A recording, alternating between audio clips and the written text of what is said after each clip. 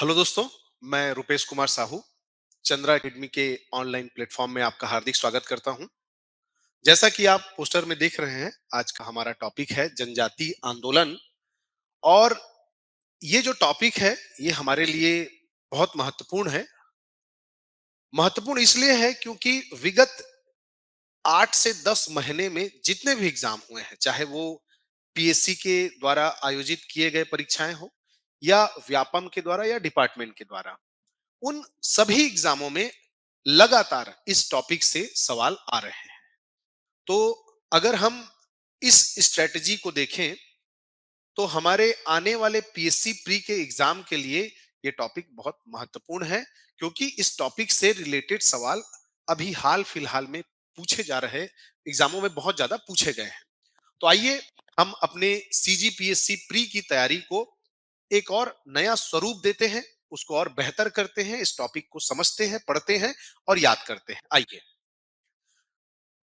तो पहला हमारा जनजातीय आंदोलन है हलबा आंदोलन। हलबा आंदोलन की शुरुआत अगर हम देखते हैं तो ये 1774 में शुरू हुई थी।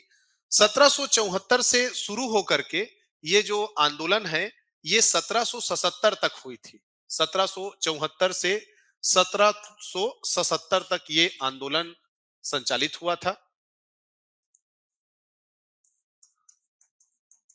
और इसके नेतृत्वकर्ता का नाम था अजमेर सिंह। अजमेर अजमेर सिंह एकमात्र काकती वंश के शासक हुए हैं। ये काकती वंश के शासक रहते हैं। काकती वंश के शासक रहते हैं और इनका एक उपनाम रहता है क्रांति का मसीहा। क्रांति का मसीहा इनको कहा जाता है, अजमेर सिंह को। अजमेर सिंह इस हलबा विद्रोह के, जो हलबा विद्रोह 1774 में प्रारंभ हुआ है, इस विद्रोह के दौरान ये खुद काकती वंश के शासक थे और इन्होंने ही हलबा विद्रोह का नेतृत्व भी किया है। ये एकमात्र ऐसे शासक हुए जो शासक होने के बावजूद किसी जनजाति विद्रोह को लीड किए। तो ये अजमेर सिंह नेतृत्वकर्ता हो गए। कारण क्या था? कारण ये था, अजमेर सिंह और दरिया देव के बीच में उत्तराधिकार का संघर्ष। अब उत्तराधिकार का संघर्ष क्यों हुआ समझिएगा। इन दोनों के पिता एक थे और अजमेर सिंह राजा की पटरानी की संतान था और दरियादेव महारानी के संतान थे। तो दरियादेव जो है अयोग्य रहते हैं और इसी अयोग्यता के कारण शासक या उत्तराधिकारी के रूप में अजमेर सिंह को सत्ता सौंप दी जाती है। और जब अजमेर सिंह को सत्ता सौंपी जाती है तो दोनों के बीच में लड़ाई शुरू हो जाता है और वहां रहने वाले हलबा जनजातियों के ऊपर बहुत ज्यादा अत्याचार किया जाता है। तो ये इस तरह से ये कारण बना। और इस विद्रोह के दमनकर्ता में अगर देखते हैं तो दमनकर्ता में नाम आते हैं दरियादेव, विक्रम देव जो कि जयपुर के शासक रहते हैं, और अंग्रेज मराठा। जब अजमेर सिंह राजगद्दी पर बैठ जाते हैं तब दरियादेव अपने मित्र विक्रम देव के संपर्क में आते हैं और इनसे आग्रह करते हैं कि आप जो है मुझे सैन्य सहायता प्रदान कीजिए ताकि मैं राजा अजमेर सिंह को पराजित कर सकूं, क्योंकि उत्तराधिकार की लड़ाई में तो मैं हार चुका हूं। अब मेरे जीवन का सिर्फ और सिर्फ एक ही उद्देश्य है कि मैं अजमेर सिंह को समाप्त कर दूं।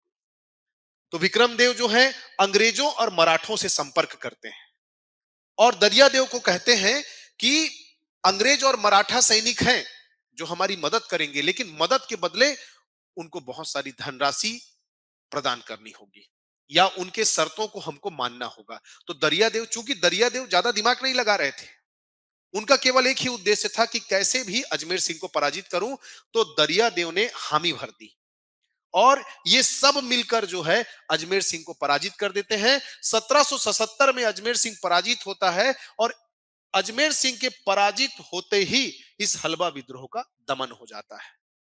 और इस तरह से ये जो विद्रोह था, इसके लिए एक विशेष फैक्ट आता है कि अंग्रेजों और मराठों के खिलाफ प्रथम विद्रोह बोला जाता है इसको, प्रथम प्रलेखित विद्रोह। और ये जो विद्रोह होता है, इसको लेकर के एक बात बोली जाती है कि इस विद्रोह के पश्चात, चूंकि कोटपाड़ की संधि होती है और कोटपाड़ की संधि में मराठा शासक अपनी शर्त रखते हैं, 59,000 टकोली प्रतिवर्ष उनको प्रदान किया जाता है। और जो अंग्रेज रहते हैं वो बस्तर में आ जाते हैं, तो अंग्रेजों और मराठों का जो आगमन है वो बस्तर क्षेत्र में हो जाता है। तो इस तरह से काकती वंश के पतन की शुरुआत अगर किसी विद्रोह को मानी जाती है तो वो ये हलवा विद्रोह है। इसको याद रखिएगा। चलिए इसके बाद आगे बढ़ते हैं। हमारा नेक्स्ट विद्रोह है परलकोट का विद्रोह। आइए परलकोट के विद्रोह को देखते हैं। परलकोट के विद्रोह की अगर हम बात करते हैं तो परलकोट का जो विद्रोह है ये 1824-25 में प्रारंभ हुआ था। 1824-25 में यह प्रारंभ हुआ।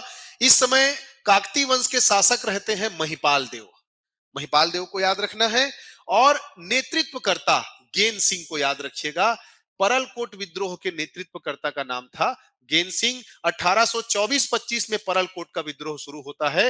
ये जो परलकोट क्षेत्र है, ये परलकोट क्षेत्र जो है मोहला मानपुर जो क्षेत्र है आपका,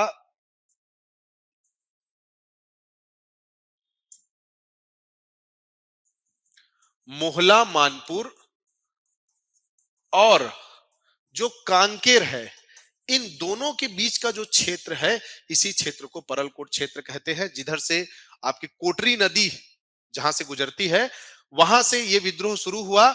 1824-25 में महिपाल देव शासक थे। गेन सिंह ने इस विद्रोह का नेतृत्व किया। और इस विद्रोह का कारण क्या था? तो इस विद्रोह का कारण था अंग्रेजों व मराठों के प्रति असंतोष की भावना। जैसा कि मैंने पहले आपको हलवा विद्रोह में बताया है कि हलवा विद्रोह के पतन के पश्चात, हलवा विद्रोह जैसे ही समाप्त होता है, कोटपाड़ की संधि होती है। और कोटपाड़ की संधि के बाद बस्तर क्षेत्र जो है उस पर अंग्रेजों और मराठों की नजर पड़ जाती है। उनको यहाँ का जो समृद्धि है वो नजर आ जाता है कि यहाँ तो लूट खसोट करने के लिए पूरा क्षेत्र पड़ा हुआ है, तो उनका इन्वॉल्वमेंट बढ़ जाता है उस क्षेत्र में। तो इस तरह अंग्रेजों और मराठों के प्रति जो असंतोष की भावना थी उसने एक नए विद्रोह को जन्म दिया जिसका नाम क्या था? परलकोट का विद्रोह। आइए देखते हैं इस विद्रोह के दमनकर्ता का नाम। तो इस विद्रोह के दमनकर्ता का नाम था कैप्टन पेबे। याद रखिएगा, कैप्टन पेबे। प से परलकोट और प से पेबे, ये आपको याद रखना है। प से परलकोट, प से पेबे। और इसके बाद याद रखना विशेष में कि गेन सिंह को बस्तर का प्रथम शहीद कहा गया। गेन सिंह को फांसी दे दी जाती है और गेन सिंह बस्तर का प्रथम शहीद कहलाता है। तो ये इस तरह से परलकोट का विद्रोह हुआ। इसके बाद नेक्स्ट विद्रोह देखते हैं, तारापुर विद्रोह। तारापुर विद्रोह के बारे में देखते हैं। तारापुर विद्रोह जो है 1842 में प्रारंभ हुआ था। और इस समय काकती वंश के शासक थे भूपाल देव और नेतृत्वकर्ता का नाम था दलगंजन सिंह। तो कब हुआ था तारापुर का विद्रोह? 1842 में हुआ था। शासक थे भूपाल देव और नेतृत्व किसने किया था? दलगंजन सिंह ने किया था। तो इस विद्रोह का कारण क्या था? तो कारण ऐसा था कि जो तारापुर परगना है वहां एक दीवान थे जिनका नाम था दीवान जगबंधु। और इस दीवान जगबंधु ने तारापुर परगने में जो टैक्स था उसको बढ़ा दिया। तो यही जो टैक्स को बढ़ाने का कार्य दीवान जगबंधु ने किया, इस विद्रोह का कारण बना। तो तारापुर विद्रोह को याद रखिएगा। 1842 में यह प्रारंभ हुआ। शासक थे भूपाल देव और नेतृत्व किसने किया? तो दलगंजन सिंह ने नेतृत्व किया। तारापुर परगने परगने में दीवान जगबंधु के द्वारा कर वृद्धि करना इसका कारण बना। आइए आगे देखते हैं। तारापुर विद्रोह के बाद दूसरा विद्रोह हमारे पास आता है मेरिया विद्रोह।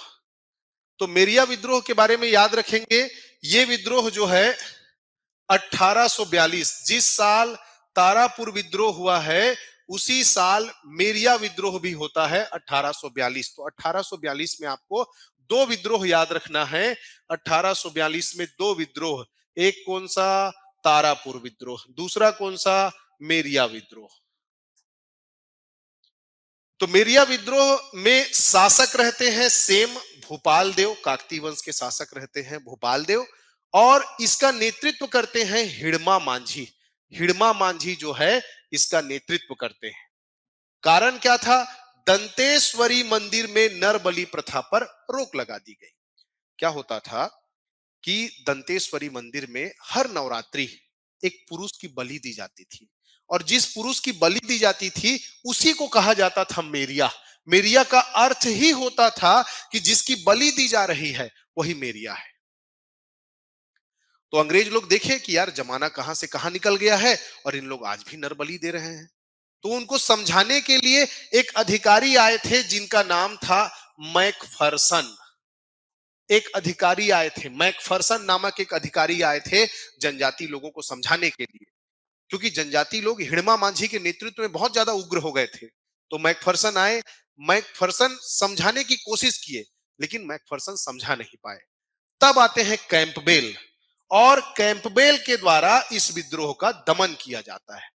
कैंपबेल कहते हैं कि आप लोग किसी व्यक्ति की बलि मत दीजिए, किसी आदमी की जान मत लीजिए, ये अपराध है। आपको अगर बलि देना ही है तो किसी पशु की बलि दीजिए। तो इस तरह से वो कन्विंस करा लेते हैं, और कैंपबेल जो है, कैंपबेल के कारण इस मेरिया विद्रोह का दमन हो जाता है। तो याद रखिएगा, मेरिया विद्रोह 1842, भूपाल देव शासक थे, हिड़मा मांझी नेतृत्व करता थे, और कारण क्या था? दंतेश्वरी मंदिर में नर बलि प्रथा पर रोक लगा देना। आइए आगे बढ़ते हैं। मेरिया विद्रोह के बाद नेक्स्ट विद्रोह हमारे पास आता है लिंगागिरी का विद्रोह। लिंगागिरी का विद्रोह देखते हैं। तो लिंगागिरी याद रखिएगा, अब जो विद्रोह करता जो आएंगे, तीन विद्रोह अभी जो हम लोग पढ़ेंगे, एक तो लिंगागिरी है, ये लिंगागिरी एल, इसके बाद आएगा कोई, और उसके बाद आएगा मुरिया। ये लिंगागिरी, इसके बाद कोई, और इसके बाद है आपका मुरिया विद्रोह। ये तीनों को आपको लाइन से याद रखना है। लिंगागिरी कब होगा? 1856 में। कोई कब होगा?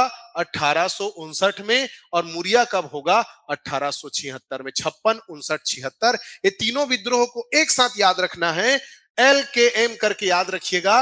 ये तीनों विद्रोह के समय में काकतीय वंश के शासक कौन रहते हैं? भैरम देव रहते हैं, याद रखिएगा।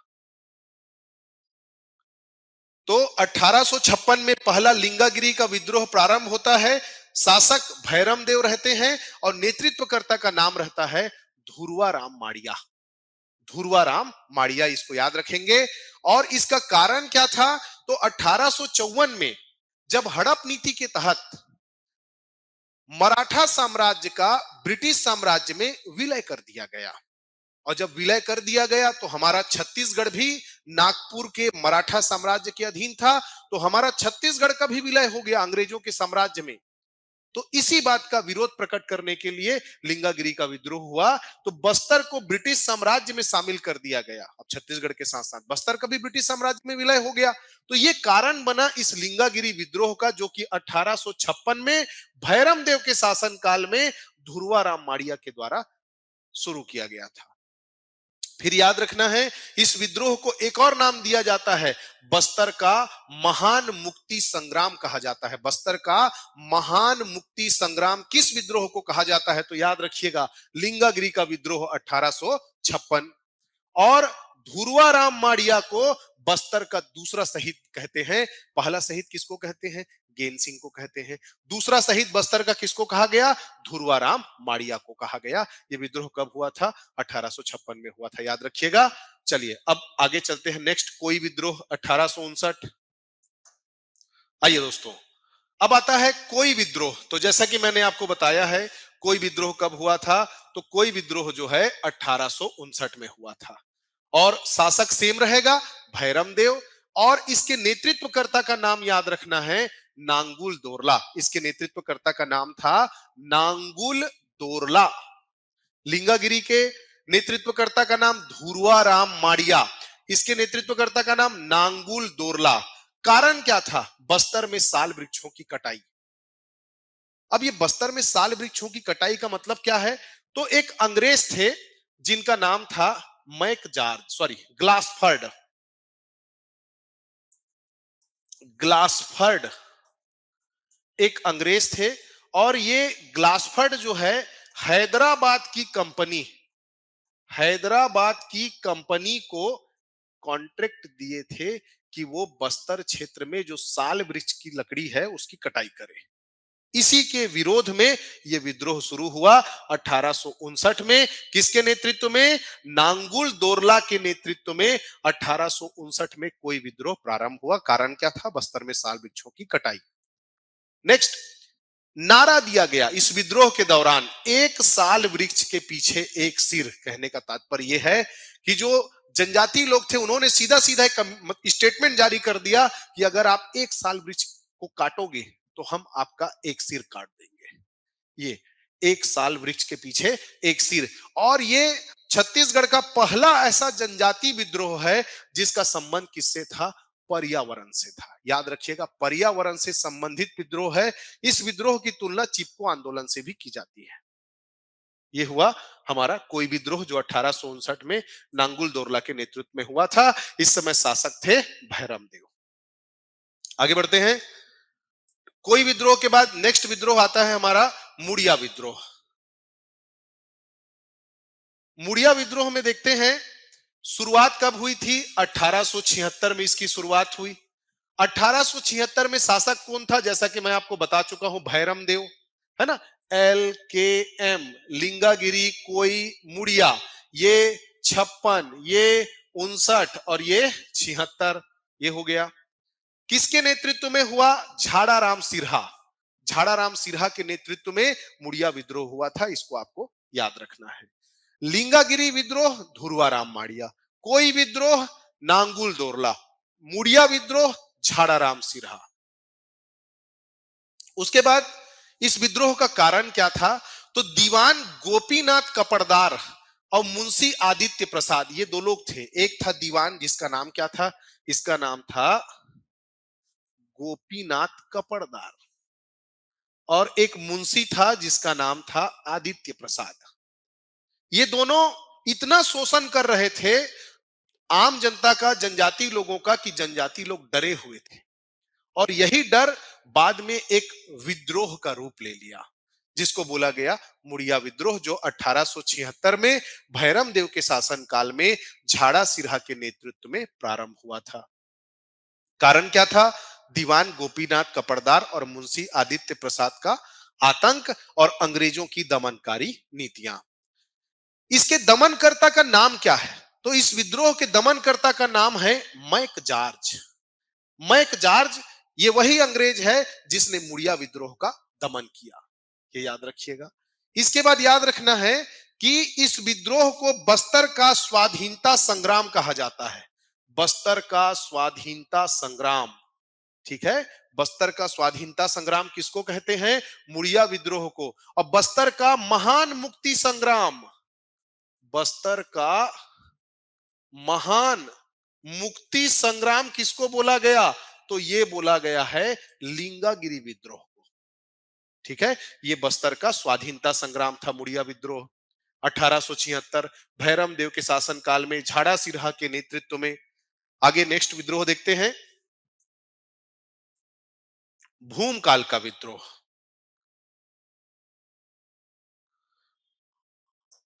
भूमकाल का विद्रोह शुरू हुआ था 1910 में।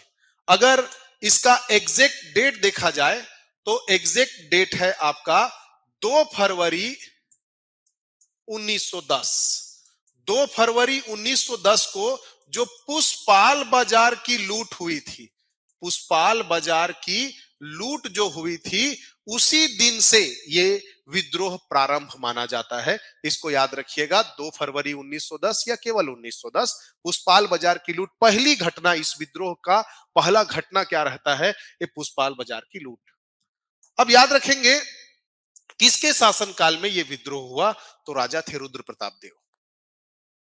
रुद्र प्रताप देव ये वही राजा हैं जिन्होंने जगदलपुर को चौराहों का नगर बनाया था।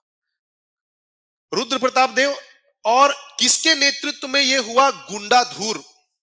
गुंडाधुर कौन थे? ये धुरवा, धुरवा जनजाति से संबंधित व्यक्ति थे और ये नेतानार के जमींदार थे। नेतानार के जमींदार थे, नेतानार के जमींदार थे। कौन नेता नार के जमींदार थे? गुंडाधुर, जो नेतृत्व करता थे और धुरवा जनजाति से संबंधित थे। अब क्या कारण था इस भूमकाल के विद्रोह का? तो लाला कालिंद्र सिंह, या कहीं कहीं पर इनको लाल कालिंद्र सिंह भी बोल दिया जाता है, और राजमाता स्वर्ण कुंवर, ये दोनों की उपेक्षा की गई। जो सम्मान, जो रिस्पेक्ट इनको देना चाहिए था, वो सम्मान नहीं दिया गया। और बात उठी बस्तर का दीवान कौन बनेगा। तो बस्तर के दीवान के लिए सबसे योग्य कैंडिडेट अगर कोई था तो वो थे कौन? लाल कालिंद्र सिंह।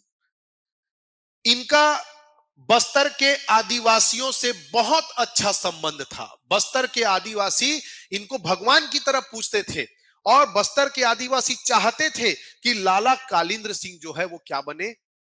बस्तर का दीवान बने। लेकिन अंग्रेजों ने यहां पे गड़बड़ कर दिया, और लाला कालिंद्र सिंह के जगह में बैजनाथ पांडा को दीवान बना दिया। अब ये बैजनाथ पांडा को क्यों दीवान बनाया गया? क्योंकि बैजनाथ पांडा जो है वो अंग्रेजों के आदमी थे। ये अंग्रेजों के आदमी थे, तो जाहिर सी बात है ये बस्तर में अंग्रेजों की बात को मानते। और अगर ये दीवान बन जाते तो ये तो अंग्रेजों की बात को नहीं मानते, ये तो हमेशा जनजातियों को सबसे ऊपर रखते, उनके लिए काम करते। तो इसीलिए अंग्रेजों ने यहां पे बैजनाथ पांडा को दीवान बना दिया गया। तो ये एक विद्रोह का तत्कालिक कारण बना, भूमकाल के विद्रोह का। उसके बाद फिर यहां पे एक और रीजन लिखा हुआ, अंग्रेजों की दमनकारी नीतियां। तो अंग्रेज लोग जो सालों से, कई वर्षों से वहां के लोगों के साथ जो दुर्व्यवहार कर रहे थे, जो शोषण कर रहे थे, तो लोग जो है अपने अंदर इस क्रोध को लेके बैठे हुए थे। और यही क्रोध जो है ज्वालामुखी की तरह विस्फोट हुआ इस विद्रोह में, भूमकाल के विद्रोह में। लोग क्रोधित थे, पूरा मतलब साथ देना शुरू कर दिए इसका। और नेतृत्व करता गुंडाधुर, तो लाला कालिंद्र सिंह और राजमाता स्वर्ण कुंवर ने नेतृत्व सौंपा गुंडाधुर को कि आप इस विद्रोह को लीड कीजिए, इस विद्रोह में आगे आइए। तो ये लीड करते हैं। उसके बाद फिर देखते हैं इस विद्रोह के दमनकर्ता का नाम। तो इस विद्रोह के दमनकर्ता का नाम था कैप्टन पेबे। सॉरी, ये गलत लिखा गया है, कैप्टन पेबे नहीं है, ये गेयर है। Captain gear, gear, captain gear है, पेबे नहीं है। पेबे तो अलग है, गेयर, कैप्टन गेयर ने जो है इस भूमकाल के विद्रोह का दमन किया। ये याद रखिएगा। इसके बाद फिर आगे चलते हैं। तो आगे हमको एक फैक्ट मिलता है कि गुंडाधुर को छत्तीसगढ़ का तात्या टोपे कहा गया। गुंडाधुर को छत्तीसगढ़ का तात्या टोपे कहा गया। और इस विद्रोह को, जो भूमकाल का विद्रोह है, इसको सीसे व पत्थर का युद्ध कहा गया। सीसे और पत्थर का युद्ध कहा गया। कौन से विद्रोह को? भूमकाल के विद्रोह को। ये सभी जनजाति विद्रोहों में बहुत ज्यादा व्यापक और विस्तृत विद्रोह था। तो ये इस तरह से हमारा जो जनजाति विद्रोह है उसका टॉपिक यहाँ पे समाप्त होता है। इसके बाद मैं आपको बताना चाहता हूं कि हमारे चंद्रा एकेडमी में अभी पीएससी प्री को फोकस करते हुए, पीएससी प्री को फोकस करते हुए टेस्ट सीरीज संचालित हो रहा है। और इस टेस्ट सीरीज में आप जो है ऑनलाइन और ऑफलाइन दोनों रूप से जुड़ सकते हैं। ये देखिए, ये टेस्ट सीरीज चंद्रा एकेडमी का संचालित हो रहा है, जिसमें आप जुड़ सकते हैं, जिसका डिटेल इसमें लिखा हुआ है। आप जल्दी से जल्दी हमसे जुड़िए और अपनी तैयारी को एक बेहतर स्वरूप दीजिए। क्योंकि हमारी इस टेस्ट श्रृंखला में हमारी जो टीम है, जो टेक्निकल टीम जो इस पे काम कर रही है, वो कई वर्षों से लगातार जो भी एग्जाम पीएससी के द्वारा, व्यापम के द्वारा लगातार आयोजित हो रहे हैं, उनका पूरा डीप स्टडी उन लोग कर रहे हैं। प्रश्न कहां से पूछे जा रहे हैं, प्रश्न किस प्रवृत्ति के पूछे जा रहे हैं, और कैसे प्रश्न आने वाले एग्जाम में पूछे जा सकते हैं, इस पर विशेष टीम काम कर रही है। और उनके द्वारा एक बेहतरीन टेस्ट सीरीज आपके लिए यहां पर संचालित किया जा रहा है। तो आप जल्द से जल्द हमसे, अगर आप ऑफलाइन जुड़ना चाहते हैं तो ऑफलाइन जुड़िए, ऑनलाइन जुड़ना चाहते हैं ऑनलाइन जुड़िए, और अपनी तैयारी को एक मकसद दीजिए, एक उसको बेहतरीन स्वरूप दीजिए। और साथ ही साथ पीएससी प्री के अलावा अगर मैं आपको बताना चाहूं तो अमीन पटवारी का भी टेस्ट सीरीज हमारे यहाँ संचालित हो रहा है और इस टेस्ट सीरीज से भी आप जुड़ सकते हैं। ये 8 अक्टूबर से संचालित हो रहा है, इससे आप जुड़ सकते हैं हमसे। और ऐसे बच्चे जो आने वाले पीएससी प्री की तैयारी में अपने आप को तैयार कर रहे हैं और प्लान बना रहे हैं कोचिंग करने के लिए, तो उनके लिए ये हमारी टीम है।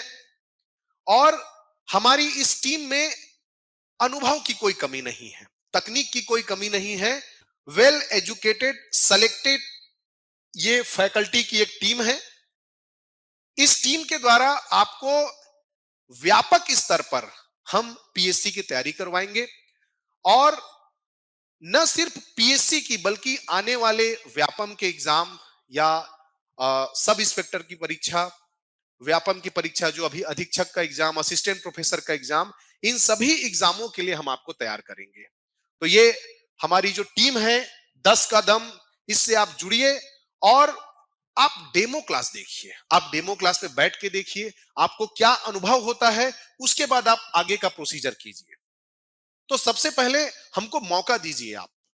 आप हमसे जुड़ेंगे तो निश्चित रूप से आपको फायदा होगा और आपको एक नया स्वरूप जो है अपनी तैयारी में, अपनी तैयारी को एक नया दिशा जो है हम आपको प्रदान करेंगे। तो इसी के साथ मैं रुपेश कुमार साहू आपसे विदा लेता हूं और बहुत जल्द एक और वीडियो के साथ, एक और टॉपिक के साथ आपसे मुलाकात होगी। तब तक के लिए धन्यवाद। जय छत्तीसगढ़, जय जोहार।